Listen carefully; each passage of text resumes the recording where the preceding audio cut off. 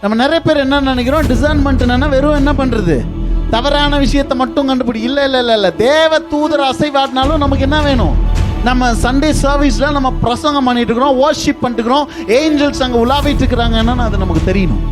உங்களுக்கு மட்டும் அது தெரிஞ்சிருச்சு, அன்றைக்கி உங்கள் மினிஸ்ட்ரி அன்னைக்கு சண்டே நீங்கள் வந்து இன்னும் சொல்ல பூந்து விளையாடலாம், சும்மா என்ன வேணால் பண்ணலாம், நீங்கள் யார் வேணால் மேலே போய் கை வைக்கலாம் தைரியமாக சுகத்துக்காக, புரியுதுங்களா, இன்னர் ஹீலிங்காக, என்ன வாயை திறந்து பேசுறதெல்லாம் தீர்க்கு, புரியுதுங்க. ஒரு ஏஞ்சல் வந்துட்டாலே அடையாளம், அன்றைக்கி அவங்க ஏதோ ஒன்று பண்ண போகிறாங்க.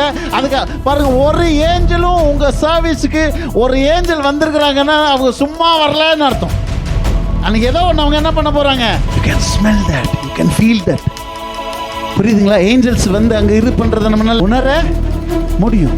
இதெல்லாம் நமக்கு தெரியுமோ தெரியாததெல்லாம் இல்லை, அந்த வாழ்க்கையை வாழும்படி இது வரைக்கும் நம்ம எந்த முயற்சியும் பண்ண அந்த இடத்துக்கே போகலைங்க. நான் சொல்கிறேன், எனக்கு தெரிஞ்சு ரொம்ப வருஷம் பல காலமாக இந்திய தேசத்தில் ஏன் அற்புத அடையாளங்கள் பெரிய பார்க்க முடியல என்னென்னா, அந்த ரெல்முக்கே யாரும் என்ன பண்ணுறது இல்லை, அந்த ரெல்மை யாரும் டச் பண்ணுறதே இல்லை.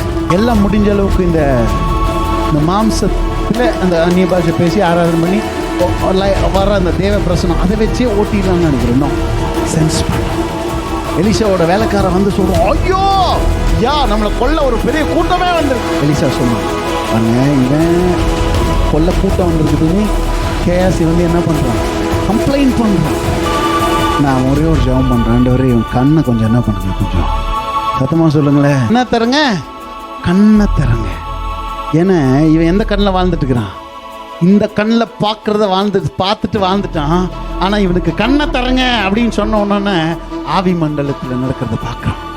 இன்னைக்கு இந்த கண்ணில் இருந்து அந்த கண்ணுக்கு ஒரு ஷிஃப்ட் வரப்போகுது நம்ம லைஃப். பகுத்தறிவுன்றது என்னன்னா ability to see from inner. பகுத்தறிவுன்னு என்னன்னா உள்ள இருந்து ஆவி மண்டலத்தை பார்க்கிற திறன் தான் பகுத்தறிவு. It's a gift. திறமை இல்லை, இது கர்த்தர் கொடுக்கிற ஈவான ஒரு வரம். இது எப்படி, உள்ள இருந்து உள்ள ஆவி மனிதனிலிருந்து ஆவி உலகத்தை பார்க்கிற ஒரு திறன். பார்க்கிறோம், கண்களால் பார்க்கிறோம்.